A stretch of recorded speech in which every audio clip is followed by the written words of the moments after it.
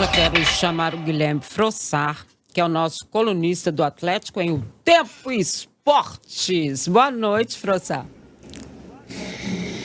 Tudo bem, Dimara? Boa noite para você, para o Lélio, para toda a nossa audiência de O Tempo Esportes, na rádio, no YouTube. Estamos aí, estamos à disposição para falar um pouco dessa vitória atleticana que leva, sem dúvida nenhuma, uma vantagem, boa vantagem, não vou falar que é pequena, para o Rio de Janeiro para resolver a vaga por lá e classificar para a final, Dimara. O Lélio também acho que não é pequena, não. O título da sua coluna hoje cabia mais, mas teve bom. Partiu São Januário. É essa confiança toda, Frossar? Sem dúvida, eu acho que o Atlético, primeiro, é mais time que o Vasco, olhando tecnicamente os dois times, eu acho o Galo melhor. Eu destaco 3 jogadores do Vasco que para mim são muito perigosos. O Lucas Piton, acho muito bom lateral, o Coutinho dispensa apresentações e o Verratti, que é muito bom centroavante. Acho que o Atlético ficou muito atento com a questão da bola aérea do Verratti no jogo de ontem, como já havia ficado no jogo do Campeonato Brasileiro, e tinha que estar mesmo. A gente já viu o Verratti achando gols do nada no Campeonato Brasileiro, na própria Copa do Brasil, contra o Atlético Paranaense na fase anterior, foi um baita exemplo. O Vasco estava com um jogador a menos, parecia a classificação do Furacão certa, e do nada o atacante argentino do Vasco ganha uma bola pelo alto e acha um gol que levou a disputa para os pênaltis e, consequentemente, a classificação do Vasco. E o Atlético acabou deixando o Coutinho jogar demais. Foi o que eu destaquei, uma das coisas que eu destaquei na minha coluna.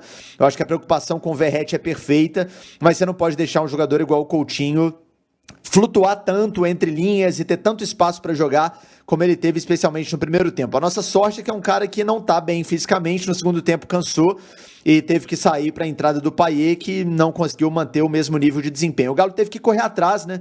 Embalado pelo vamos virar Galo, o Galo é o time da virada, cantados ali pela torcida na arena, e virou com justiça, né? O Atlético, depois do início, que o Vasco fez muito forte, realmente, marcando a saída de bola, atrapalhando a construção do Atlético, o Galo entrou no jogo e fez 2 gols bonitos, ao meu ver, com participação, né, da duplinha ali do lado esquerdo.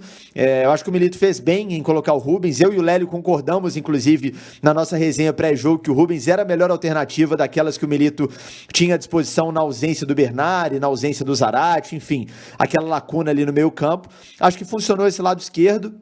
O Atlético faz um primeiro gol que o Paulinho tem muito mérito pela construção por dentro. O Paulinho jogando mais fora da área. Acho que fez uma baita partida, não só pelo gol. E a bola, né, vai para o Hulk pelo lado esquerdo, pelo lado direito, perdão. Ele joga na área e o Arana faz um golaço.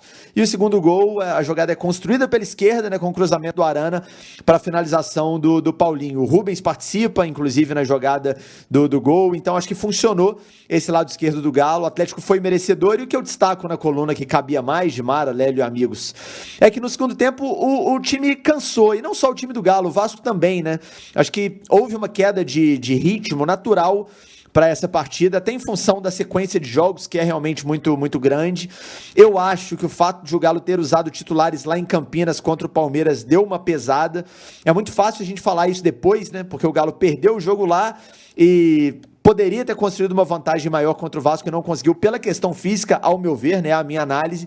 É fácil a gente tacar a pedra agora, falar, pô, o Milito foi mal, tinha que preservar lá, ia perder de todo jeito, mas é claro que ele foi para aquele jogo no estádio do Guarani contra o Palmeiras para tentar ganhar o jogo, infelizmente não aconteceu. O Atlético cansou no segundo tempo, claramente. Eu até brinquei na coluna, e no meu vídeo também de hoje lá no canal do Frossar, na análise do jogo, que em dado momento do segundo tempo parecia um jogo de década de 70.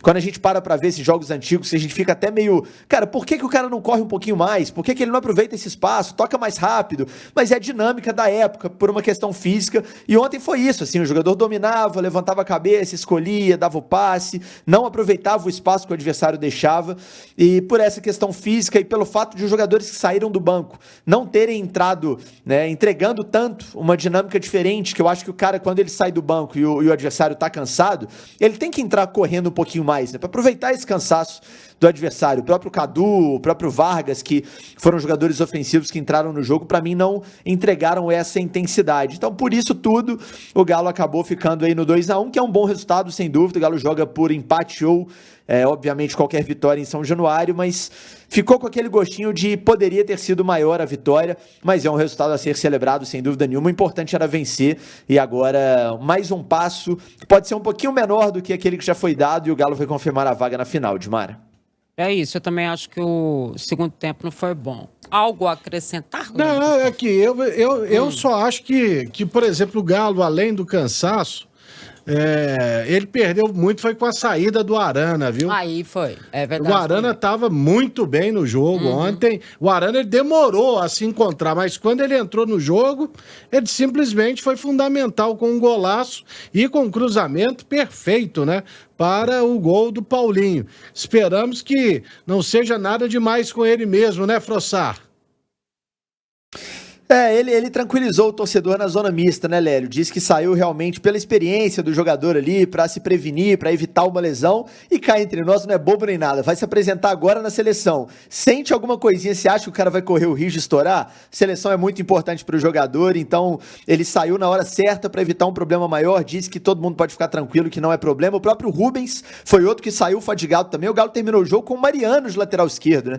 Os dois saíram sentindo ali, o Arana e o Rubens, mas os dois tranquilizaram que não é nada. Certamente no jogo da volta contra o Vasco, marcado para o dia 19 no Rio de Janeiro, os dois terão condição de jogo.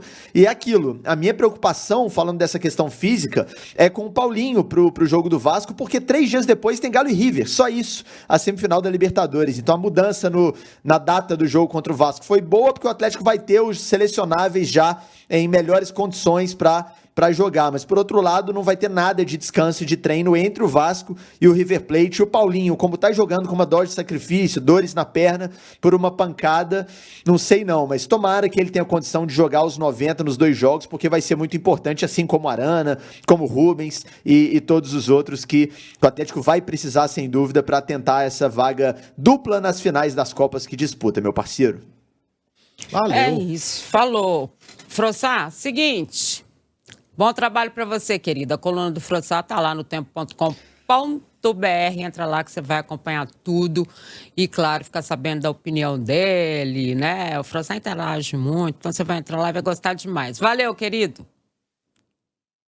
Tamo junto, sempre à disposição. Nos vemos por aqui semana que vem. Valeu. Sem dúvida. Tchau.